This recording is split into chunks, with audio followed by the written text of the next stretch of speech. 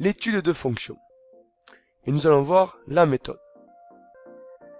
Première chose, on va se rappeler du plan pour étudier une fonction. Tout d'abord, il faut déterminer la fonction dérivée.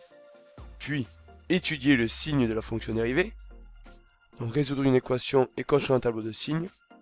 Pour ensuite déduire les variations de la fonction, en faisant le lien entre le signe de la dérivée et les variations de la fonction.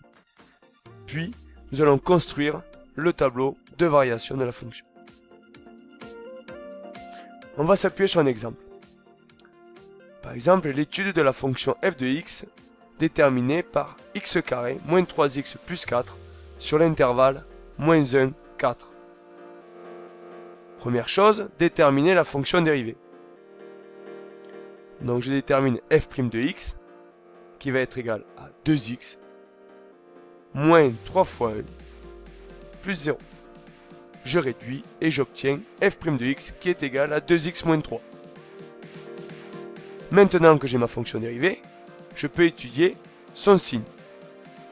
Je vais résoudre l'équation f' de x qui est égal à 0, c'est-à-dire 2x moins 3 qui est égal à 0. Et j'obtiens que x est égal à 3 demi, c'est-à-dire 1,5. Je peux donc maintenant construire mon tableau de signes.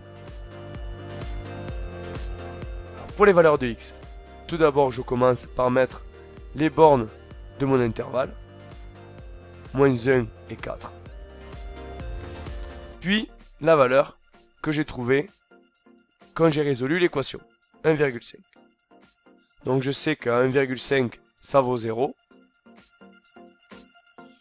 Et comme ma fonction f' de x est du type d'une fonction affine avec un coefficient directeur positif, a est égal à 2, j'en déduis que c'est négatif puis positif. Maintenant je peux déduire les variations de ma fonction.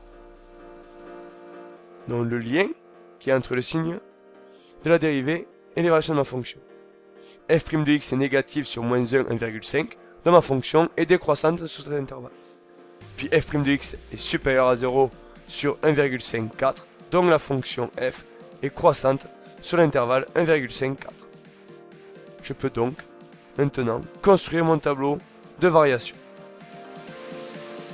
Donc j'ai les mêmes valeurs pour x. Et donc on a vu que quand c'était négatif, ma fonction était décroissante. Et quand ma fonction dérivée était positive, ma fonction était croissante. Pour compléter ce tableau, il ne me reste plus qu'à calculer les images de moins 1, 1,5 et 4 par ma fonction f.